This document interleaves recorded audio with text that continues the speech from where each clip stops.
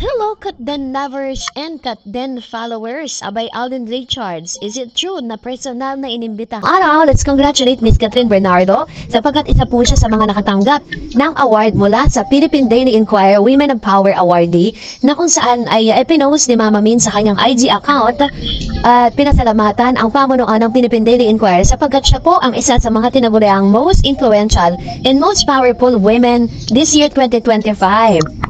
And ito na po yung isa sa mga awards na natanggap niya. Panoorin natin ang video clip nito. With her films earning over 3.5 billion pesos, she has earned multiple accolades including being named box office queen of her generation by People Asia, one of the most in-demand brand endorsers in the country, and listed by Forbes Asia as one of the most influential social media personalities in Asia Pacific. Her journey from teen queen to Asian superstar showcases her unmatched success in the entertainment industry. This is for Catherine Bernardo, represented by Ms. Margaret Laten.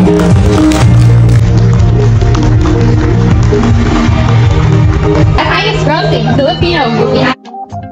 Pero alam niyo po ba that aside from that, dahil bukas po ay March 26, magsa-celebrate na po ng kaarawan itong si Miss Catherine Bernardo. Pero bakit tinabaga si Alden Richards ay nababash? No? According po sa isang online news sa police files, no, sabi niya dito na sobrang pambabash na naman ang natatanggap ni Alden Richards mula sa ilang fans si Catherine Bernardo na ayaw sa kanya.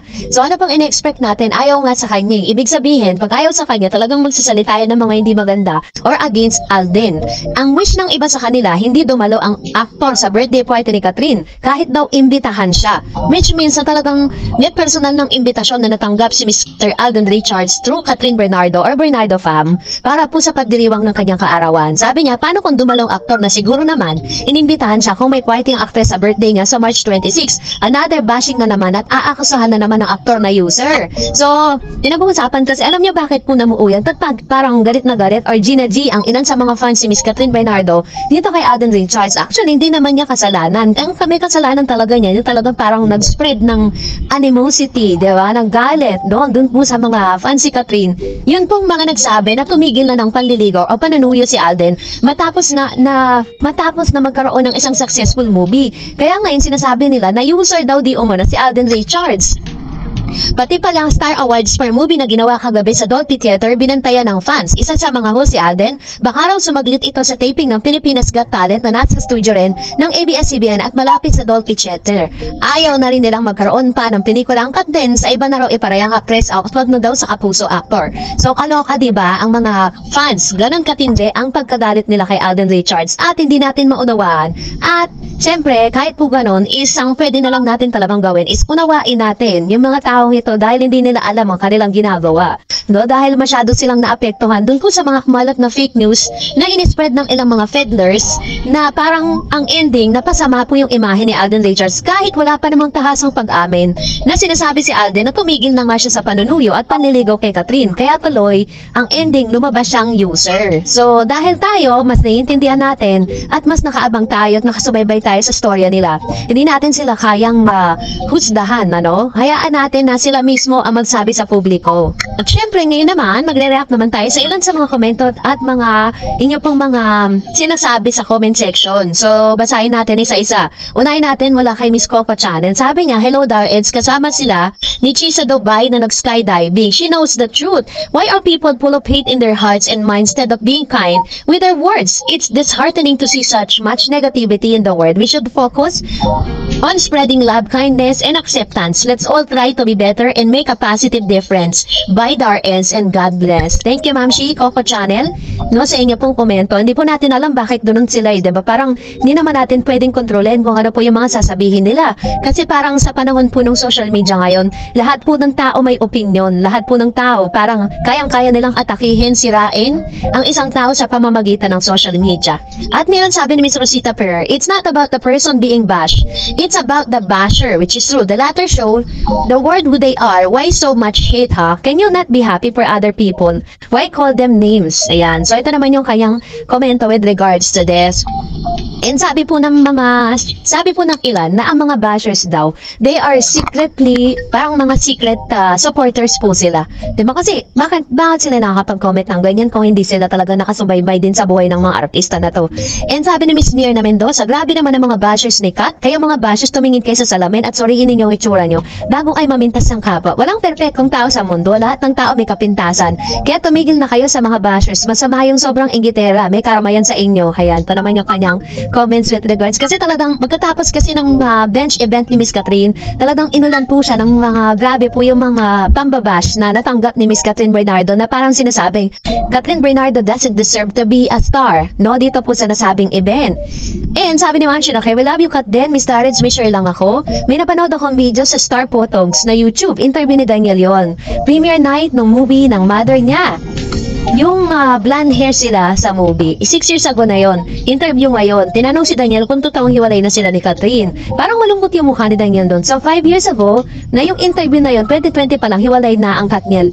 Yung ang pinapanood nila noong 2023, palagay ko kontrata yung tinapos nila at putos na nung management yon. Palagay ko, totoo rin yung 2019 tungkol kay Andrea at Daniel ang hiwalayan. Kung 6 years ago, interview kay Daniel, 6 years na rin hiwalay ang Katniel. Nakita ko lang dumaan sa wall ko. Ayan. So, ito yung kanyang komento with regards to this. Actually po, ang pagkakaunawa ko dyan is talagang meron nga pong mga naganap, diba? Pero wala naman pong malinaw talaga kung ano talaga yung naganap na yun. At wala na rin naman binanggit si Miss Catherine kung anong dahilan ng hiwalay nila. Pero yung 6 years na silang hiwalay, parang malabo din po kasi para sa akin yun.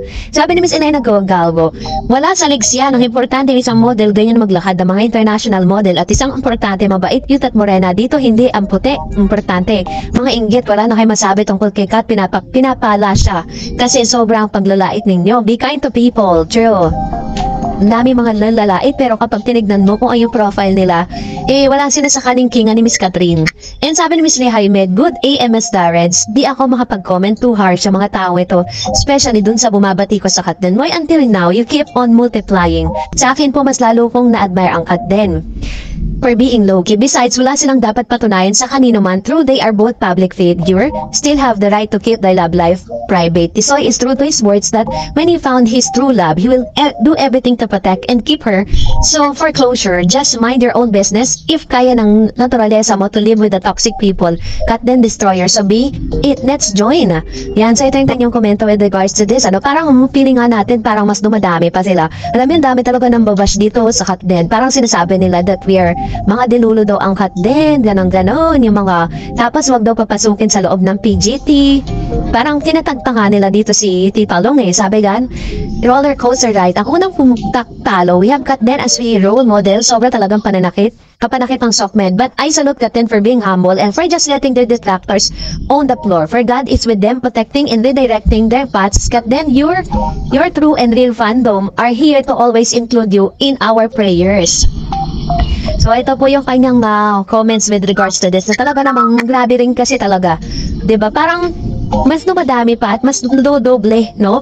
But then your true and fandom are here to always include you in our prayer. God is with you always. I just have faith everything will soon to be alright. Stay humble and lovable. We, your fandom, are rooting on you. Keep the love burning in your heart. Whatever it takes, we will always be here for you. Kat then solid forever. And to you, Ma'am Darreds, keep on posting good vibes and ignore those toxic bashers. Just remain to be kind, especially in Sokmed. Karma is real. Do not do unto others what you don't want others to do unto you.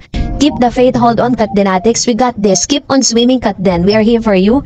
For both of you, walang iwanan. Prayers lifted for all beautiful soul. Maraming salamat, Ma'am Darreds. Long live. Ayan, thank you, Ma'am Shidi Haimed.